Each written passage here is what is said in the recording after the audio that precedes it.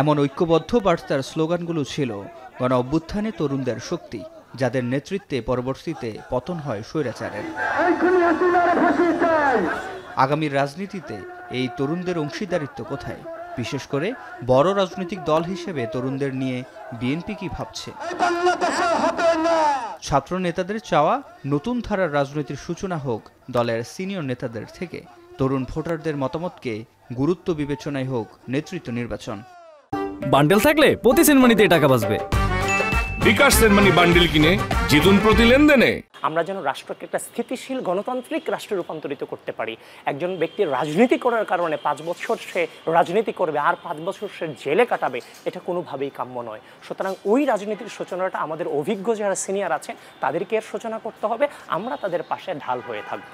গত 3টি যে জাতীয় নির্বাচন, সেখানে তরুণরা কিন্তু কোনোভাবে তাদের মতামত প্রতিষ্ঠা করতে পারেনি। সুতরাং এবার যেহেতু সুযোগ হয়েছে একটি সবার ইলেকশন অংশগ্রহণ করা, তরুণরা ভোট দিবে, সুতরাং তরুণদের মতামতকে প্রাধান্য রেখে দল নেতৃত্ব নির্বাচন করবে, এটি আমরা জানতে পেরেছি। 24-এর গণ অভ্যুত্থানের আগে গত 1.5 যুগ ধরে নানা গণতান্ত্রিক আন্দোলনে যারা বিএনপির সম্মুখ সারির তরুণ যোদ্ধা ছিল, তাদের অনেকেই এখন পরিপক্ক। আসন্ন ভোট যুদ্ধে তাদের অবস্থান কি হবে?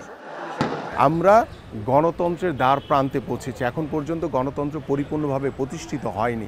আমার সেই প্রিয় তরুণ ভোটারদেরকে সাথে নিয়ে আমরা আগামীতে একটি সুন্দর বাংলাদেশ গড়তে চাই। প্রবীণদের পাশাপাশি যারা নতুন নেতৃত্ব, নবীন, তাদেরকে একসঙ্গে সাথে রেখে সামনে এগিয়ে নেওয়া যায়, সেভাবে দলকে পরিচালনা করা, এটা আমাদের প্রত্যাশা। আমরা যদি আল্লাহ রাব্বুল আলামিন কাজের সুযোগ দেয়, সেই অনুযায়ী মানুষের প্রত্যাশা পূরণ করার জন্য সর্বোচ্চ চেষ্টা করব। যারা মনোনয়ন বোর্ড হয়, বোর্ড থেকে সিদ্ধান্ত হয়, ওনারাই বিবেচনা করবে ইনশাল্লাহ।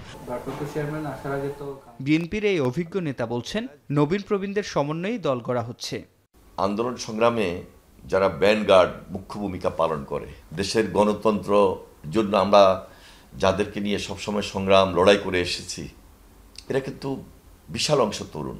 ভারপ্রাপ্ত চেয়ারম্যান জনাব তারেক রহমান একদিকে নবীন, আরেকদিকে প্রবীণ, এই যে একটা সবার সমন্বয় করে তিনি যে ধারাবাহিকতাটাকে নিয়ে দলকে সাজাচ্ছেন এবং দেশকে নিয়ে চিন্তা করতেছেন, এটা আমরা উপলব্ধি করি।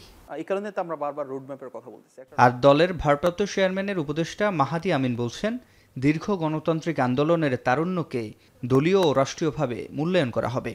যারা এই তারুণ্যকে জয় করে বাংলাদেশকে ফ্যাসিবাদ মুক্ত করেছে, অসীম সংগ্রামের মাধ্যমে আমরা আজকে যে ফ্যাসিবাদ মুক্ত বাংলাদেশ পেয়েছি, যাদের ত্যাগ তিতিক্ষার মাধ্যমে পেয়েছি, আমাদের যে আসন্ন বাংলাদেশ রয়েছে গণতান্ত্রিক সেই বাংলাদেশে আমাদের দলের শীর্ষ নেতৃত্ব থেকে এই তরুণদের, ওনাদের পরিবারদের এবং যারা জেল জুলুমের শিকার হয়েছেন সুদীর্ঘ সময় ধরে, তাদের ব্যক্তিগত ব্যবসা বাণিজ্য চাকরি সহ পেশা জীবন ধ্বংস হয়ে গিয়েছে, অবশ্যই তাদেরকে আমাদের দল অবশ্যই ইনশাল্লাহ মূল্যায়ন করবে বলে আমরা বিশ্বাস রাখতে চাই।